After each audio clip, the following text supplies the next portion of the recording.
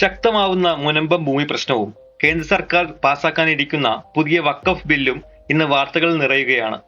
എന്താണ് വഖഫ്? 2024 വഖഫ് നിയമ ഭേദഗതി ബില്ലിലെ പ്രധാനപ്പെട്ട മാറ്റങ്ങൾ എന്തെല്ലാമാണ്? ഇതുമായി ബന്ധപ്പെട്ട് ഉയരുന്ന വിവാദങ്ങളുടെ കാരണം എന്താണ്? നമുക്ക് വിശദമായി തന്നെ നോക്കാം. എല്ലാവർക്കും മലയാളി സ്ട്രീമിന്റെ പുതിയൊരു വീഡിയോയിലേക്ക് സ്വാഗതം.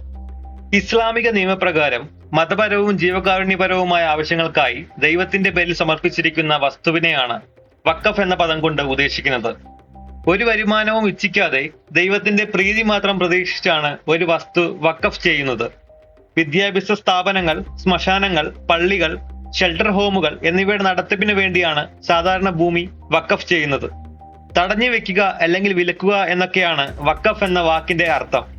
ഒരു വസ്തു വഖഫായി പ്രഖ്യാപിച്ചു കഴിഞ്ഞാൽ പിന്നീട് അത് തിരിച്ചെടുക്കാൻ സാധിക്കില്ല എന്നതാണ് വഖഫുമായി ബന്ധപ്പെടുന്ന ഏറ്റവും പ്രധാനപ്പെട്ട കാര്യം.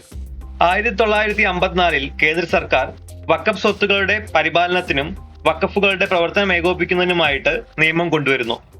ഈ നിയമത്തിന്റെ അടിസ്ഥാനത്തിൽ വഖഫ് സ്വത്തുക്കളുടെ വിനിയോഗത്തിന് മേൽനോട്ടം വഹിക്കാൻ സംസ്ഥാന തലത്തിൽ വഖഫ് ബോർഡുകളും കേന്ദ്രതലത്തിൽ വഖഫ് കൗൺസിലും സ്ഥാപിക്കുന്നു.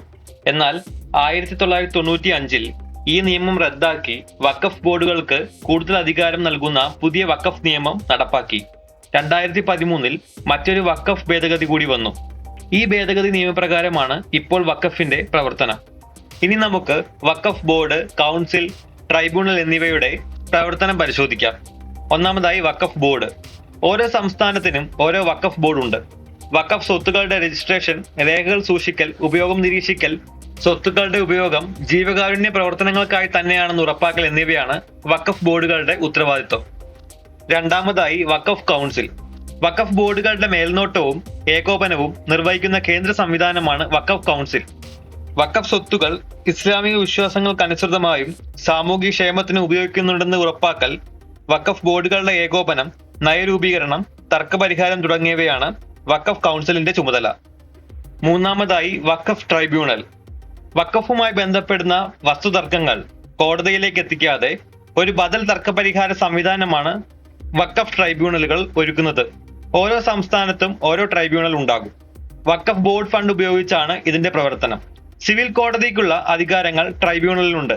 ട്രൈബ്യൂണലിന്റെ തീരുമാനങ്ങൾ അന്തിമവും കക്ഷികൾക്ക് ബാധകവുമാണ്. 3 അംഗ ട്രൈബ്യൂണൽ സംഘത്തെ രൂപീകരിക്കുന്നത് സംസ്ഥാന സർക്കാരാണ്. ഇതിന്റെ ചെയർപേഴ്സൺ ഒരു ജുഡീഷ്യൽ ഓഫീസർ ആയിരിക്കും.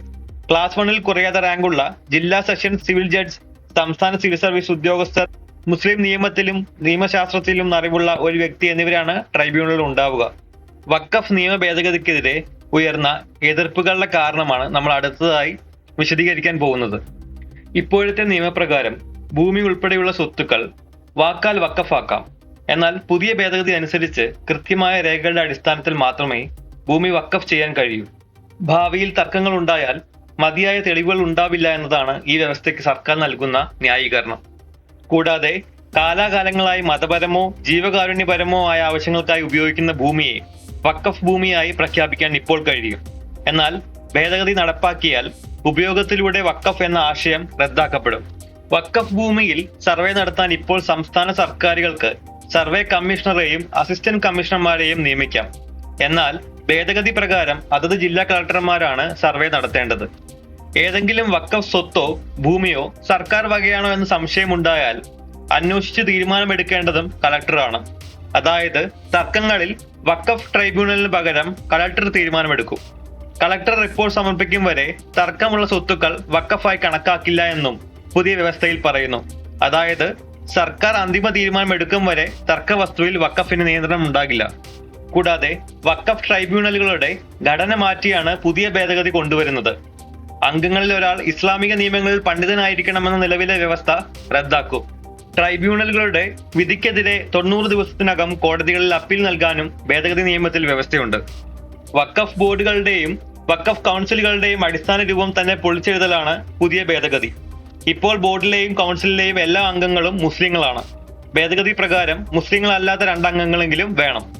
ഏതെങ്കിലും സ്വത്ത് വഖഫാണോ എന്ന് ബോർഡിന് തോന്നിയാൽ അതേക്കുറിച്ച് അന്വേഷിക്കാനും തീരുമാനമെടുക്കാനും ഇപ്പോൾ വഖഫ് ബോർഡുകൾക്ക് കഴിയും. പരാതികൾ ഉണ്ടായാൽ വഖഫ് ട്രൈബ്യൂണലിനെ സമീപിക്കുകയും ചെയ്യാം. എന്നാൽ പുതിയ ഭേദഗതി വരുന്നതോടെ ഈ അധികാരം ഇല്ലാതെയാവും. ചുരുക്കി പറയുകയാണെങ്കിൽ വഖഫ് ബോർഡുമായും മറ്റും ബന്ധപ്പെട്ട് വരുന്ന അഴിമതി ആരോപണങ്ങളിൽ കൂടുതൽ ശ്രദ്ധ ചെലുത്തേണ്ടതുണ്ട്. അല്ലെങ്കിൽ കാലാനുസൃതമായ മാറ്റങ്ങൾ അതുമായി ബന്ധപ്പെട്ട് വഖഫ് നിയമങ്ങളിൽ കൊണ്ടുവരേണ്ടതുമാണ്. എന്നാൽ ഇസ്ലാമിക് മതത്തിന്റെയോ നമ്മുടെ രാജ്യത്തെ മുസ്ലിങ്ങളുടെയോ വിശ്വാസത്തെ ഹനിക്കുന്ന രീതിയിലാവരുത് ഒരു നിയമനിർമ്മാണം എന്നതാണ് മലയാളി സ്ട്രീമിന്റെ ഈ വിഷയത്തിലെ അഭിപ്രായം.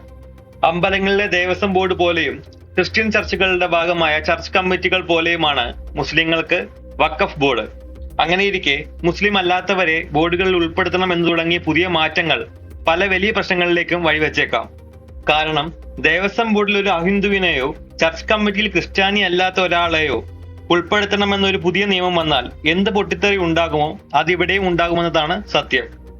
ഇത്തരം കാര്യത്തിൽ കൂടുതൽ അഭിപ്രായങ്ങളും പഠനവും ചർച്ചകളും നടത്തിയ ശേഷം മാത്രമേ കേന്ദ്ര സർക്കാർ ഒരു നടപടിയിലേക്ക് പോകൂ എന്ന് നമുക്ക് പ്രത്യാശിക്കാം. ഇത്തരം ഇൻഫോർമേറ്റീവ് ആയിട്ടുള്ള വീഡിയോകൾക്കായിട്ട് മലയാളി സ്ട്രീം സബ്സ്ക്രൈബ് ചെയ്യുക. വീഡിയോ ഇഷ്ടപ്പെട്ടെങ്കിൽ ലൈക്ക് ചെയ്യുക, ഷെയർ ചെയ്യുക.